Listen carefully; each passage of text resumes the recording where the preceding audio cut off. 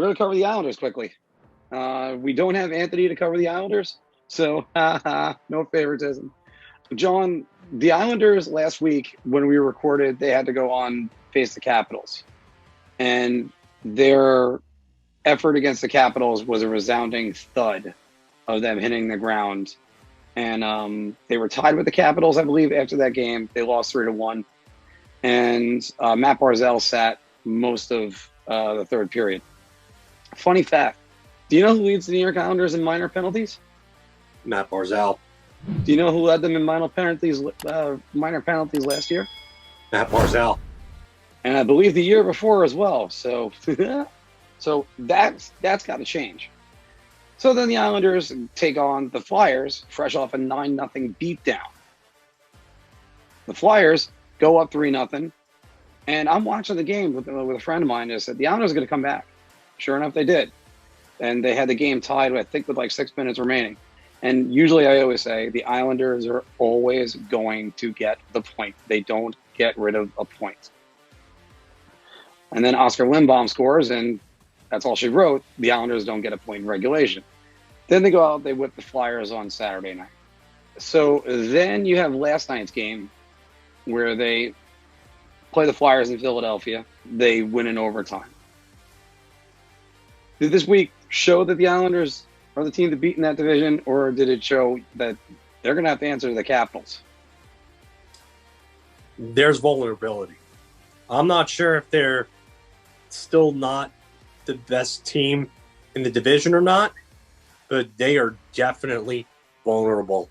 And Matt Barzal, in addition to a couple of things about overhandling the puck, not shooting the puck enough, and not improving his shot, Matt Barzal is quite a hothead. And it often leads to him taking just dumb, undisciplined penalties. And that's been one of my biggest criticisms of Matt Barzal, because he's an extremely talented player and skater and playmaker. And there are just those things that I listed are the few things that hold him back from being a truly elite player. Like, he is a very good star level player, but those things, if he does not correct them, will hold him back from being a truly elite player going forward.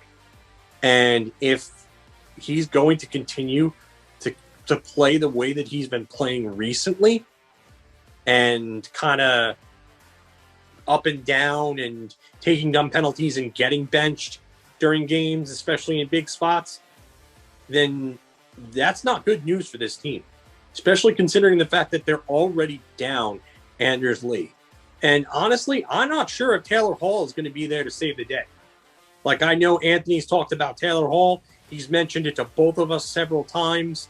I know he's mentioned Kyle Palmieri too. Kyle Palmieri, while a nice player, he isn't even having a great year in New Jersey. And I'm not even sure if Kyle Palmieri is that 25 to 30 goal guy anymore at this point. He might be just a 20 goal guy going forward.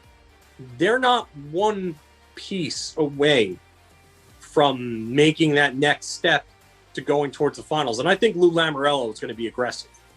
I just don't think that after last season's results that he's going to sit back and then just sit in his hands at the deadline like his predecessor Garth Snow used to.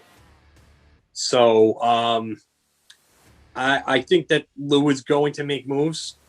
I'm just not sure of what moves that they could really make that'll move the needle, because I've got this weird feeling that Taylor Hall doesn't leave Buffalo. And if that happens with Buffalo, Buffalo really made a mistake with the no move clause. Here's the one thing I do have to say about Anders Lee. I said if the Islanders are going to have an injury, Anders Lee was probably the wrong guy to do that, because the Islanders aren't going to get an Anders Lee replacement. They have one possible replacement in all the trade rumors that I heard, and it would be Dustin Brown, and I don't see him going anywhere. No, because right. Still in the race. They're definitely not moving him. LA might even make moves at the deadline to try to get in. Yeah, and they've been playing real well.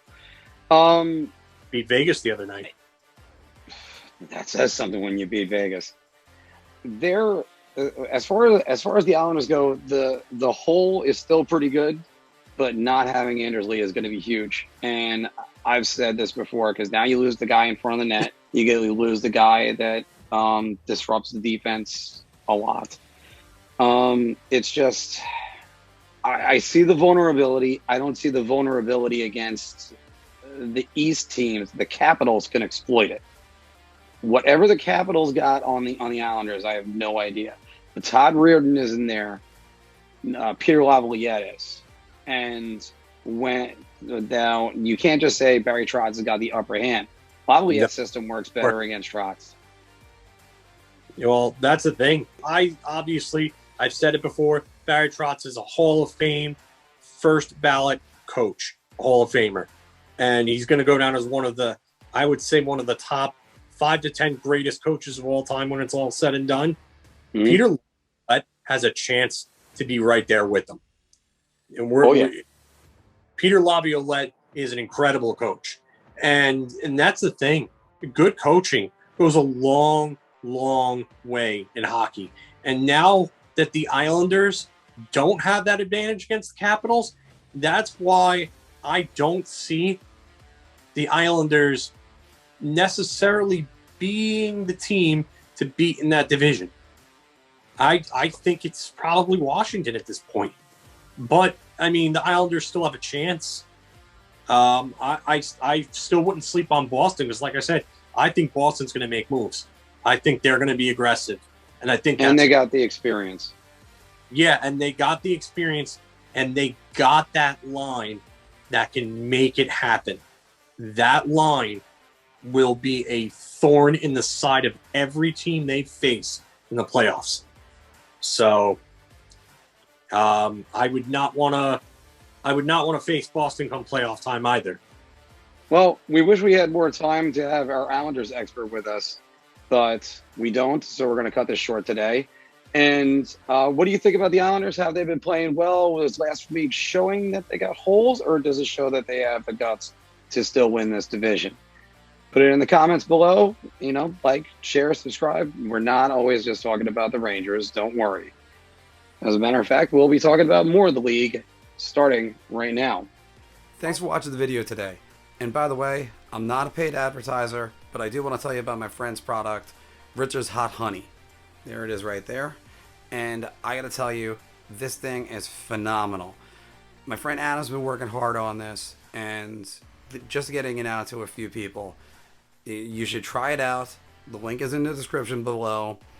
And I put this on tacos. I put this on macaroni and cheese with a little bit of chicken in there. I put this on almost everything. This is good stuff. Try it out. Ritzer's Hot Honey. See, I actually had the label facing out right this time, so thank God. Did you like that video? Of course you did. So why not check out some more of our content? You can check the playlist right here or right here. Your ideas are intriguing to me, and I wish to subscribe to your newsletter.